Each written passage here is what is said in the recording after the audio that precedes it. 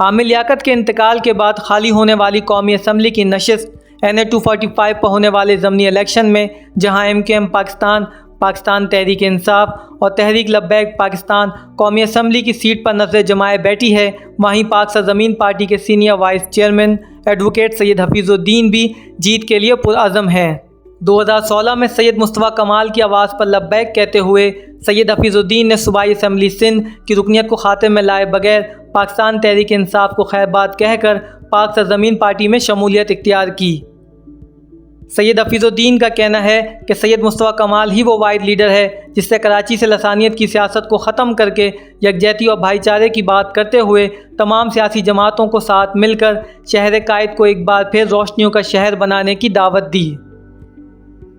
हमें कोई फैसिलिटी नहीं दी जाती और यहीं से टैक्स निचोड़ा जाता है। मैं हुकूमत वक्त को बता देना चाहता हूँ, सुन लो, कराची के वारिस जिंदा हैं, इस मुल्क को चला सकते हैं, हम इस मुल्क के लिए काम कर सकते हैं।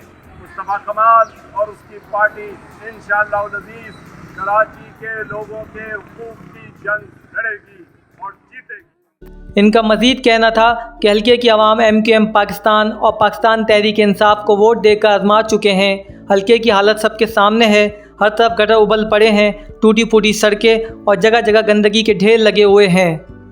इस हल्के की ख़राब हालत के ज़िम्मेदार और कोई नहीं बल्कि यही सियासी जमातें हैं जिन्हें आवाम हर बार अपना कीमती वोट देकर मुंतखब करती रही, लेकिन अफसोस के मुंतखब होने वाले अवामी नुमाइंदे आवाम की खिदमत करने के बजाय अपनी ही अयाशियों में मसरूफ़ रहे। से कराची ससक रहा है, तड़प रहा है, बिलक रहा है। कराची पूरे पाकिस्तान को चला रहा है, लेकिन कराची को चलाने वाला कोई नहीं है। अब कराची ने फैसला किया है कि कराची अब धोखा नहीं खाएगा।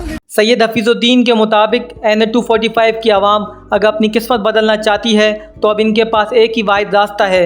21 अगस्त को डॉल्फिन पर मोहर लगा के इलेक्शन में सैयद मुस्तफ़ा कमाल को कामयाब बनाएं, क्योंकि सैयद मुस्तफ़ा कमाल ही वो वाहिद लीडर है जो शहर कायद का असल दर्द रखता है और इसे बनाने का अज़म भी। हमारा नारा है, कराची को हक दो, हुक्मरानों जवाब दो। हुक्मरानों ने जो पैसे का बेतरतीब इस्तेमाल किया है वो कहीं नजर नहीं आता। कागजों में नजर आने वाले पैसे का इंशाअल्लाह अज़ीज़ पाक ज़मीन पार्टी पूरी तरीके से इनसे हिसाब लेगी और इनको जवाब देना होगा। अगर ज़मीन पार्टी पूरी तरीके से इनसे हिसाब लेगी और इनको जवाब देना होगा। अगर ये रोने का मुकाम है, सिंध के अवाम परेशान है, पाकिस्तान के अवाम आपकी इस कारकर्दगी पे इंशाअल्लाह अज़ीज़ हंसेंगे।